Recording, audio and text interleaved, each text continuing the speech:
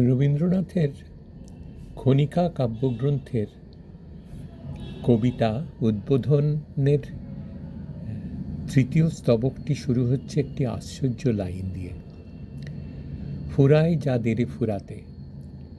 এটি মূলত এক গভীর আধ্যাত্মিক এবং মানসিক মুক্তির আহ্বান। এখানে কবি বলছেন, যা শেষ হয়ে গেছে তাকে ছেড়ে দিতে শেখো, যা ছিন্ন হয়েছে, যার পূর্ণ হবে না, তা কুড়িয়ে জোড়া দিতে যেও না। সেই অর্থে এটি এক ধরনের let go and let god দর্শন, যা 12 ধাপের পুনরুদ্ধার প্রক্রিয়ার সাথেও গভীরভাবে মিলে যায়।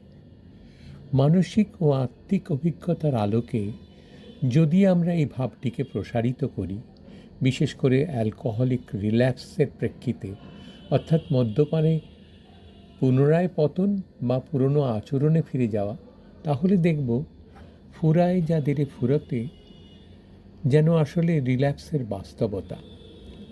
একজন পুনরুদ্ধারে থাকা মানুষ যখন আবার পান করে ফেলে, তার প্রথম প্রতিক্রিয়া সাধারণত অপরাধবোধ, লজ্জা এবং আত্মঘৃণা।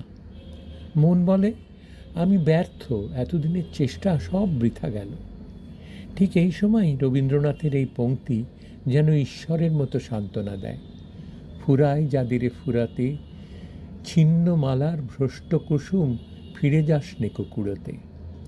অর্থাৎ যা হারিয়ে গেছে, যে সোব্রাইটি বা শান্তি আপাতত ভেঙে গেছে, তাকে নিয়ে অতিরিক্ত অনুশোচনায় ডুবে থেকো না।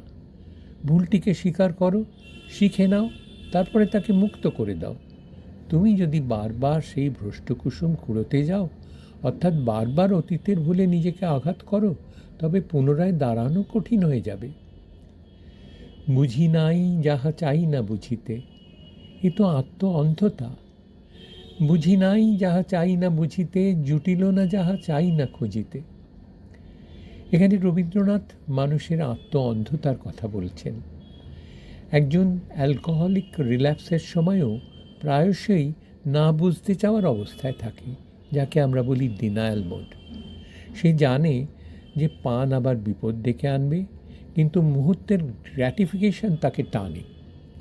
এই ডিনায়াল বা সেলফ ডিসেপশন ভাঙা হলো স্পিরিচুয়াল অ্যাওয়েকনিংয়ের সূচনা, যেখানে সে অবশেষে মেনে নেয়, আমি বুঝি নাই কারণ বুঝতে চাইনি। এই বিনম্র স্বীকারোক্তি আবার ফিরে আসার দরজা খুলে দেয়। যখন যাপাস মিঠাই নেয়াস, এটাই বর্তমানের শান্তি। যখন যাপাস মিঠাই নেয়াস, ফুরাইলে দিস ফুরাতে। রিকভারি আমাদের শেখায় one day at a time. আজকের দিনটাই ঈশ্বরের দান, কাল নয়, গতকাল নয়। তাই যখন সোব্রাইটি আছে, তখন কৃতজ্ঞতায় তা উপভোগ করো। আর যদি আজ আবার হোঁচট খাও, তবে সেই দিনটাকেই শেষ বলে মেনে নাও। কাল থেকে নতুনভাবে শুরু করো। অর্থাৎ ফুরাইলে দিস ফুরাতে, ছাড়তে শেখো, আবার শুরু করতে শেখো। 2 হাত দিয়ে ছিঁড়ে ফেলে দেরে নিজ হাতে বাঁধা বাঁধনি। এ ছিল আসক্তির শৃঙ্খল। রিল্যাপসের পরে আমাদের সবচেয়ে বড় শত্রু হয় সেলফ পিটি ও শেম। আমরাই নিজেদের মনে আবার বাঁধন জড়িয়ে ফেলি, আমি কখনো পারবো না এই বলি।